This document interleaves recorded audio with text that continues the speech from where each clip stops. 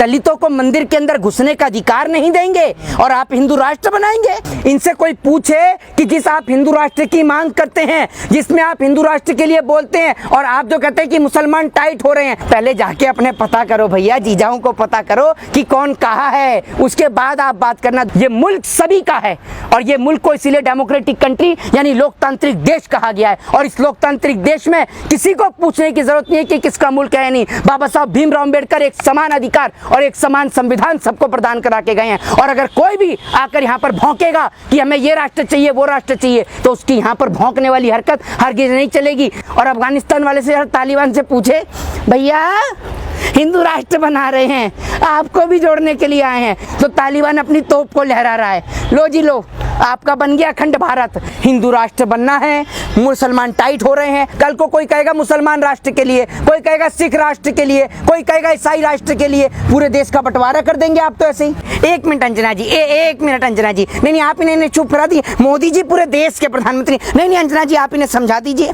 इन्हें समझा दीजिए। हाँ, वो बेचारा आज सुबह से लापता है। 50 रुपए सिलेंडर पे क्या महंगे हुए, सिलेंडर वाली आंटी भी गायब है और इधर आपका ये अंजना जी वाला भी गायब है, दोनों के दोनों गायब हैं। देखिए, सबसे पहली बात तो अंधभक्तों के लिए एक बात कह दूं खुले तौर पर, ये जो भक्तजनों अपनी कान को सुन लीजिएगा और कोई भी मोदी जी को गलत ना ले। ये जो 50 रुपए जो सिलेंडर पे बढ़े हैं और 350 रुपए जो कमर्शियल सिलेंडर पे बढ़े हैं, ये होली के लिए नहीं बढ़े हैं, होली के मद्देनजर रख के नहीं बढ़े, जो आने वाले वक्त में जो रमजान है ना, उसके लिए बढ़े हैं।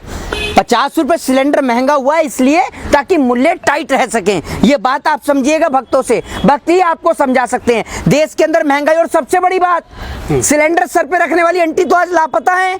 उनके तो गुमशुदा तलाश के पोस्टर में कल सुबह लगवाने वाला हूं। कहां है स्मृति ईरानी? जो सिलेंडर के जब पैसे बढ़ जाते थे, 500 रुपए का सिलेंडर इनको बहुत महंगा लगता था, लेकिन आज इस देश के लोगों को कोई महंगाई से कोई फर्क नहीं पड़ता। और मोदी जी का भाषण भूल गए आप?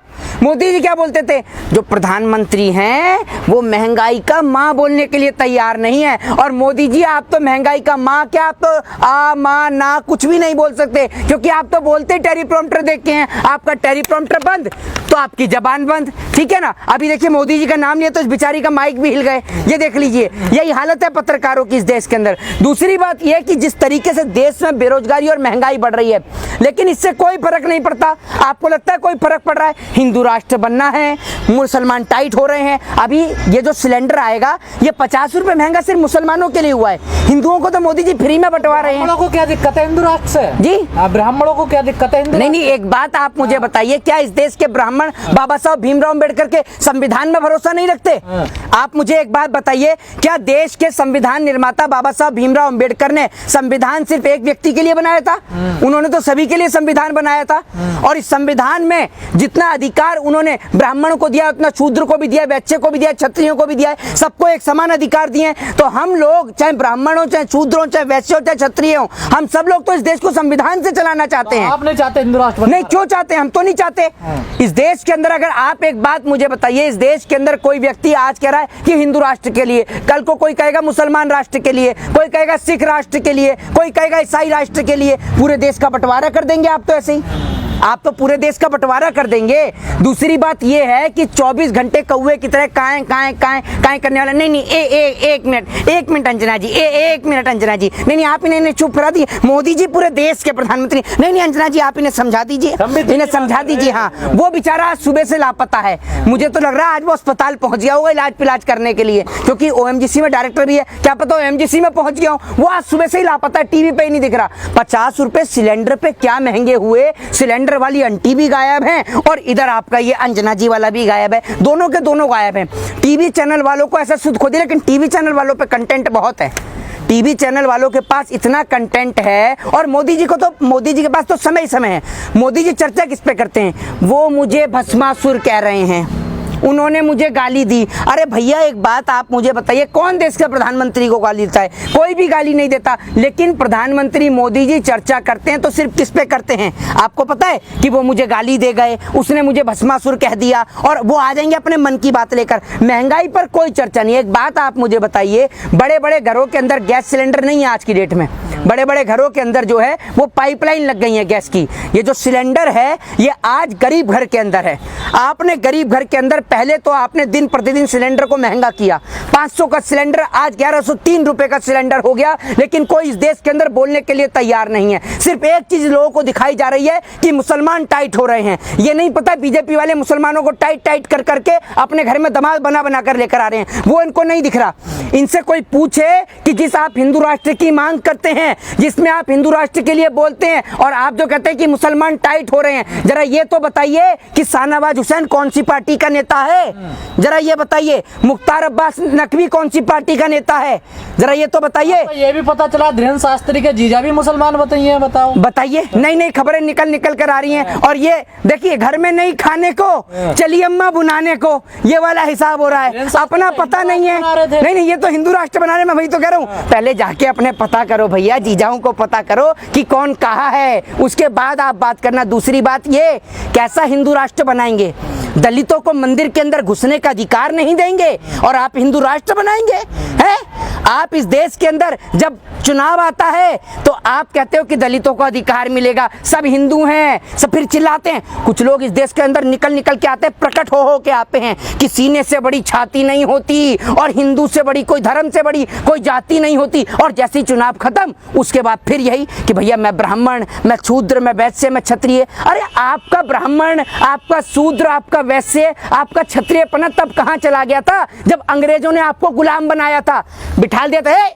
उठने की जरूरत नहीं है, सबको एक जगह बिठा देते अंग्रेज और इनको सबको लेके जाते थे लाइन से, तब नहीं बोलता था कोई भी। उस टाइम पर इस देश के अंदर अगर आज संविधान नहीं बनता ना, तो ये लोग जो बोल रहे हैं ना, जो कंगना रनावत बोल देती है सिख भाइयों के लिए, इनकी बोलने की औकात नहीं होती। आज जितने नेता मंत्री ये सब लोग बोलते हैं, ये सब लोग इसलिए बोलते हैं कि भीमराव अंबेडकर ने, देश के संविधान निर्माता ने, इनको राइट टू स्पीच का अधिकार दिया, राइट टू फ्रीडम का अधिकार दिया। वरना ये लोग किसी अंग्रेज के घर में आज भी जूते और चप्पल साफ कर रहे होते। ये जिस भगत सिंह के बारे में, राजगुरु सुखदेव के बारे में और इनके अंधभक्त जिन अब्दुल कलाम आजाद के बारे में टिप्पणी करके देखते हैं ना, जरा पता कर देखिए। और आप जिन हिंदू राष्ट्र की बात करते हैं और लगातार एक चीज कहते हैं ना कि मुल्ले टाइट हो रहे, मुल्ले टाइट हो रहे, जरा उन मुसलमान का इतिहास पढ़कर देखिए। बहादुर शाह जफर के बेटों का सर काट के रंगून की जेल में रख दिया गया था। और जब बहादुर शाह जफर को ब्रिटिश ईस्ट इंडिया कंपनी गिरफ्तार करने के लिए आई थी, तब बहादुर शाह जफर ने क्या जवाब दिया था? जरा उस जवाब को उठाकर देखिए,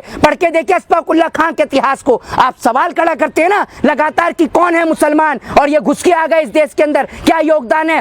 तो जरा देखिए कि जिसके बच्चों के सर को काटकर रंगून की जेल में रख दिया हो, वो बहादुर शाह जफर था, जिसने देश के लिए अपने प्राणों को, अपने सर्वोच्च को न्यौछावर कर दिया। जिन्होंने फांसी के फंदे को हंसते हंसते स्वीकार कर लिया, वो भगत सिंह, राजगुरु और सुखदेव थे। जिन्होंने अशफाकुल्लाह खां, जिन्होंने फांसी के फंदे को स्वीकार किया, वो अशफाकुल्लाह खां, राम प्रसाद बिस्मिल थे। और आज आप इस देश के अंदर कहते हैं कि योगदान क्या है? आप उठाकर देखिए 1962 को, जब इस देश के अंदर चाइना से लड़ाई हुई, हमारे पास में पैसा नहीं था। मौजूदा दौर के प्रधानमंत्री मीर उस्मान अली से 5 टन सोना लेने के लिए गए, और आप कहते हैं कि मुसलमानों का इस देश के अंदर योगदान क्या है? जितना योगदान देश की आजादी में हिंदू भाइयों का है, जितना योगदान सिख भाइयों का है, जितना योगदान ईसाई भाइयों का है, उतना ही योगदान इस देश के मुसलमान भाइयों का है। और कोई कहता है कि मुसलमानों से मुल्क छोड़ के चले जाओ, तो क्यों छोड़ के चले जाएं? ये मुल्क सभी का है और ये मुल्क को इसीलिए डेमोक्रेटिक कंट्री यानी लोकतांत्रिक देश कहा गया है। और इस लोकतांत्रिक देश में किसी को पूछने की जरूरत नहीं है कि किसका मुल्क है। नहीं, बाबा साहब भीमराव अंबेडकर एक समान अधिकार और एक समान संविधान सबको प्रदान करा के गए हैं। और अगर कोई भी आकर यहाँ पर भौंकेगा कि हमें ये राष्ट्र चाहिए, वो राष्ट्र चाहिए, तो उसकी यहाँ पर भौंकने वाली हरकत हरगिज नहीं चलेगी। जिसको ये राष्ट्र पसंद नहीं आता तो पड़ोसी मुल्क बना हुआ है, जिसको 1947 में बांटा गया, वहां चले जाए।